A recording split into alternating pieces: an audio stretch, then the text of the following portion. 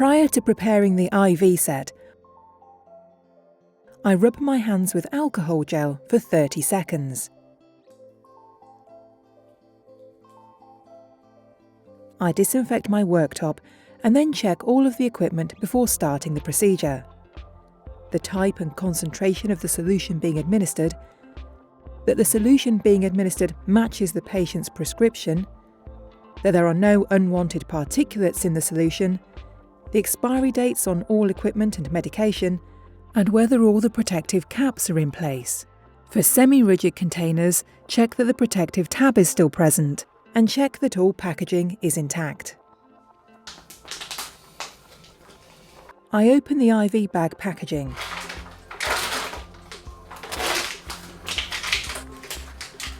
I open the infusion set packaging.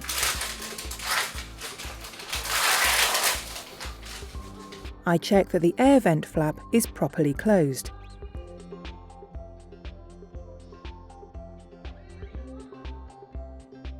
I move the flow controller to ensure that there are no kinks in the tubing, and then I clamp the line. I remove the protective cap from the bag spike and connect the bag, lying flat, by making a quarter turn. I hang the IV bag onto a drip stand, ideally 1 metre above the patient. I half fill the drip chamber, squeezing gently to avoid the formation of air bubbles in the line. I open the roller clamp to prime the set.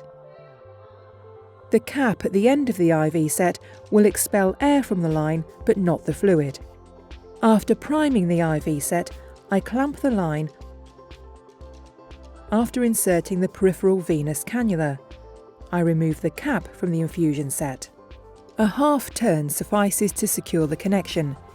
If I use needle-free connectors, I clean the needle-free connectors as per hospital policy. Then I connect the IV set to the needle-free connector on the cannula. To set the flow rate, I unclamp the line and control the roller clamp, counting the drops over 1 minute. For a slow start, I gradually unclamp the line by turning the wheel from the roller clamp and count the drops over 1 minute. After 20 minutes, I return to the patient to check the flow rate.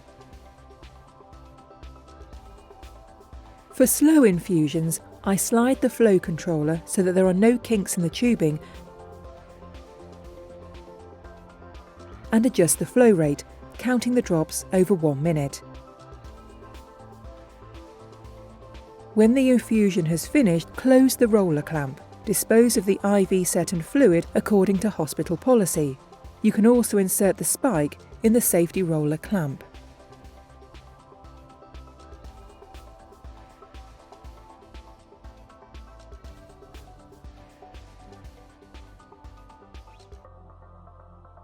Reminder: the temperature in the room can affect the viscosity of the solution, height of the infusion bag, change in the position of the patient or the cannula, hypothermic patient.